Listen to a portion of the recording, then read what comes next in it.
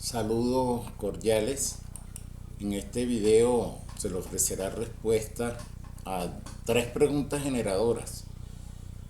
La primera de ellas se refiere a cuáles son los principales desafíos en la organización y gestión de aulas virtuales y qué podría implementar o hacer el docente para superarlos.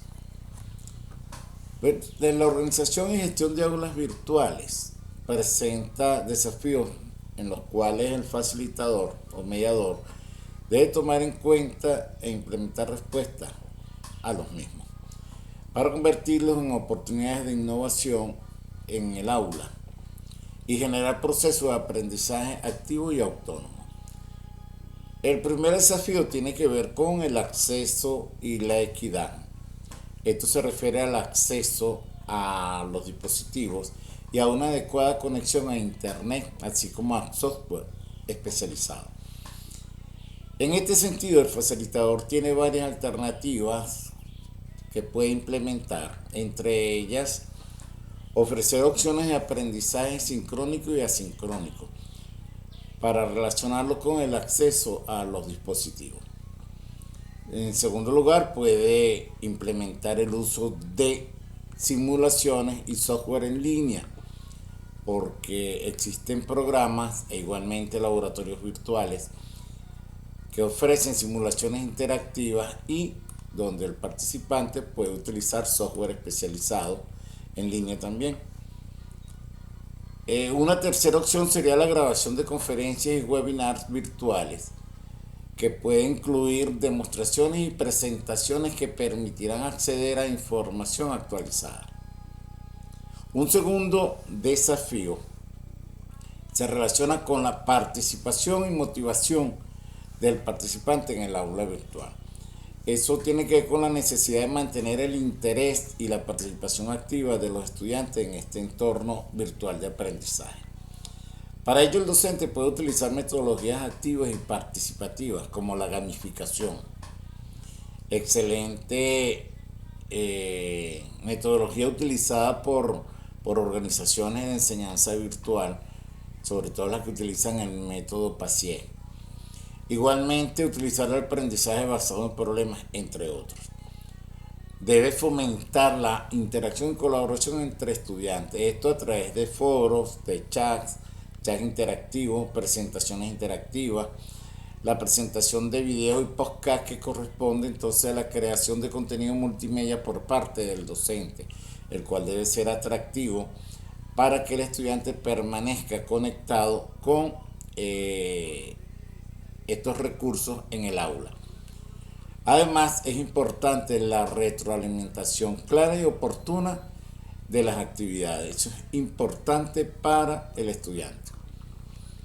Un tercer desafío son la adquisición o la posesión de las competencias digitales, que son las habilidades necesarias para poder gestionar y desarrollar las actividades en el aula virtual.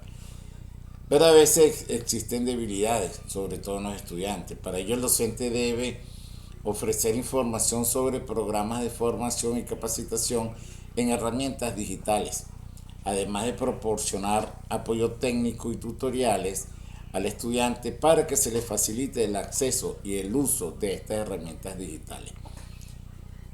Es importante que en este uso de herramientas digitales se fomente la creatividad, de manera que el estudiante, además de determinar la importancia del uso de estas herramientas, le sea atractivo para que su aprendizaje y dominio sea mucho más fácil.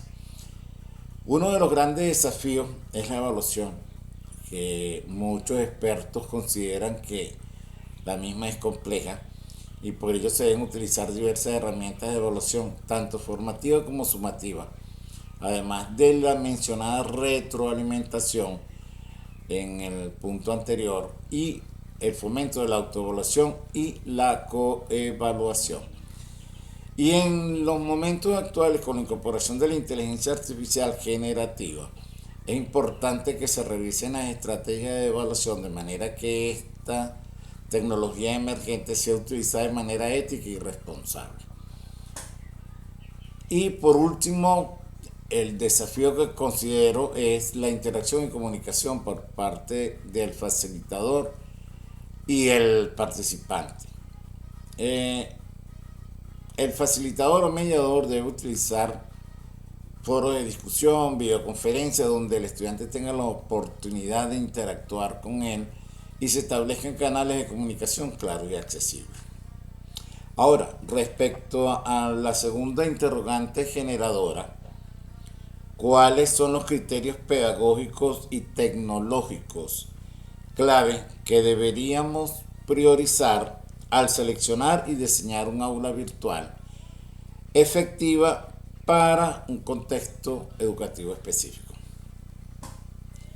Bueno, al diseñar un aula virtual efectiva para un contexto específico es prioritario señalar los criterios pedagógicos y tecnológicos que deben estar alineados con los objetivos de aprendizaje y las necesidades de los estudiantes, así como las características de este contexto. En cualquiera de los contextos que se desarrolle, es preciso que entre los criterios pedagógicos que debe considerar el facilitador se encuentre el enfoque en el aprendizaje activo, que este se fundamenta en la participación activa de los participantes, valga la redundancia, o de los estudiantes por medio de actividades interactivas que permita el fomento del pensamiento crítico, la resolución de problemas y la creatividad. Igualmente, debe considerar como criterio pedagógico la flexibilidad en el aula virtual, porque esto debe permitir la adaptación de diferentes estilos de aprendizaje, porque cada persona, cada ser humano tiene una manera específica y muy particular de aprender. Y los ritmos individuales deben ser, considerados al momento de flexibilizar el aula virtual. Esto permite que el estudiante personalice su propia experiencia de aprendizaje. La interacción y la colaboración que se ha comentado en la interrogante anterior, deben existir los canales de comunicación, los foros de discusión, las videoconferencias. El criterio de la evaluación: debe existir una evaluación continua que permita verificar el progreso de los estudiantes por medio de diversas actividades, además de la ya mencionada por tercera vez retroalimentación oportuna y personalizada a los estudiantes. Igualmente, y de carácter relevante, la accesibilidad e inclusión. Quizás es uno de los criterios pedagógicos más complejos debido al desconocimiento que muchos docentes tenemos en cuanto a las estrategias que podemos implementar para garantizar la accesibilidad a todos los estudiantes, sobre todo aquellos que poseen una discapacidad. En cuanto a los criterios tecnológicos, es importante considerar 5 criterios que son la usabilidad, la compatibilidad y accesibilidad, la integración de herramientas y recursos, la seguridad y privacidad y el soporte técnico y mantenimiento. Respecto a la usabilidad, tiene que ver con que el aula sea fácil de usar y navegar, que la diagramación, la organización no sea complicada, sino que permita un uso fácil para el estudiante. E igualmente, la plataforma debe ser compatible con diferentes dispositivos y sistemas operativos, lo que permite que el estudiante tenga un acceso mucho más fácil al aula virtual. Se deben integrar diferentes herramientas tecnológicas y recursos educativos, sobre videos, presentaciones, documentos, aplicaciones interactivas. Es importante que se consideren los recursos educativos abiertos que se encuentran en la web, para no recargar la web en repetición e iteración de contenido. Es importante que el docente indague en la web primero cuál contenido puede utilizar, sea validado por el mismo docente, o de ser posible realice curación de contenido, para que ofrezca un contenido más fresco al estudiante. En cuanto a la seguridad, es importante que se garantice la privacidad de los datos de los estudiantes y se debe contar con un equipo técnico para que le dé soporte a la plataforma en el momento que se presenten situaciones o problemas y así le pueda brindar asistencia tanto al docente como a los estudiantes. En cuanto a la tercera interrogante generativa, referida a cuáles son las funciones que debe desarrollar el docente o mediador al frente del proceso, durante el proceso de enseñanza virtual. Bueno, en primer lugar, el docente debe diseñar su contenido por medio de materiales didácticos que estén adaptados al entorno virtual. Se ha venido repitiendo lo de los videos, presentaciones, actividades interactivas, además de lo que le mencionaba anteriormente, la selección de recursos digitales relevantes y la curación de contenido para que se genere un contenido de calidad. Además debe planificar las actividades considerando que los objetivos sean claros y alcanzables por el estudiante, aunado a la distribución del tiempo con claridad para que el estudiante tenga la certeza de cómo va a desarrollar su proceso de aprendizaje.